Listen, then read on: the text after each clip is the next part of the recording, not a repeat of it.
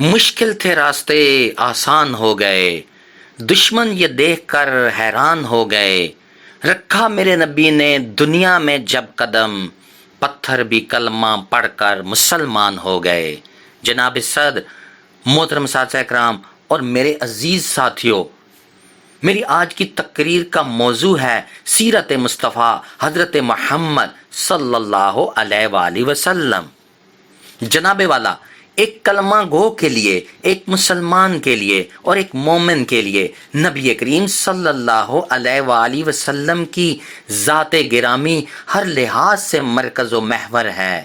یہ زمین و زمان، یہ طرفین، یہ مشرقین اور یہ مغربین میرے آقا دو جہاں کی ذات میں گم ہیں۔ مجھ سے تو نہ ہو سکے خوبی دلبر کا بیان، یہ اور بات ہے کہ دیتا رہوں اظہار کو طول۔ جناب والا، حضرت محمد صلی اللہ علیہ وآلہ وسلم کی تشریف آوری انعام الہی ہے۔ اہل ایمان کو جس طرح اللہ تعالیٰ سے بے حد محبت ہے، اسی طرح اللہ کے محبوب سے بھی بے حد محبت ہے۔ نہ جب تک کٹ مروں رسول اللہ کی حرمت پر، خدا شاہد ہے کامل میرا ایمان ہو نہیں سکتا۔ جناب صدر، آپ رحمت للعالمین انسانیت کے سب سے بڑے خیر خواہ بن کر تشریف لائے۔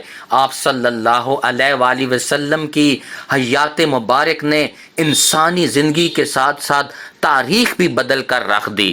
آپ صلی اللہ علیہ وآلہ وسلم کی مبارک زندگی ہمارے لیے بہترین نمونہ اور مکمل ضابطۂ حیات ہے۔ جناب والا، سید الانبیاء کی سیرت طیبہ اور اخلاق ایک کھلی کتاب کی مانند ہے۔ آپ کی تعلیمات کا مرکز انسانوں کے دل تھے۔ آپ کی تعلیمات سے صحابہ کرام ایمان کی روشنی سے منور ہوئے اور بڑے سے بڑا طوفان بھی ان کا کچھ نہ بگاڑ سکا۔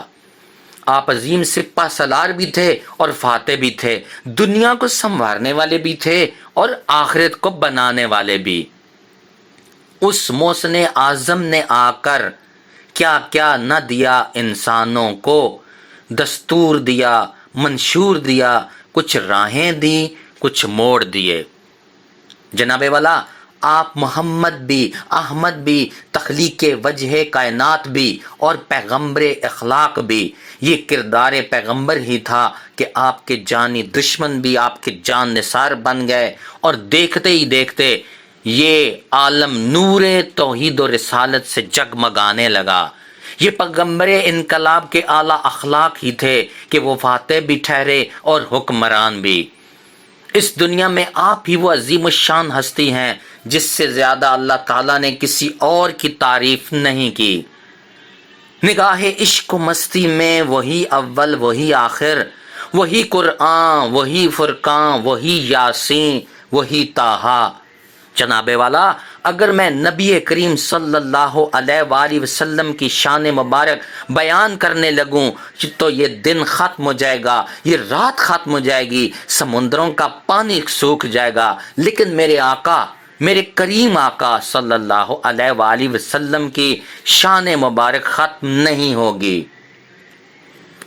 قرآن میں جن کی شان بیان خود خدا کرے، بندے سے اس کی مدح سرائی کس طرح ہو۔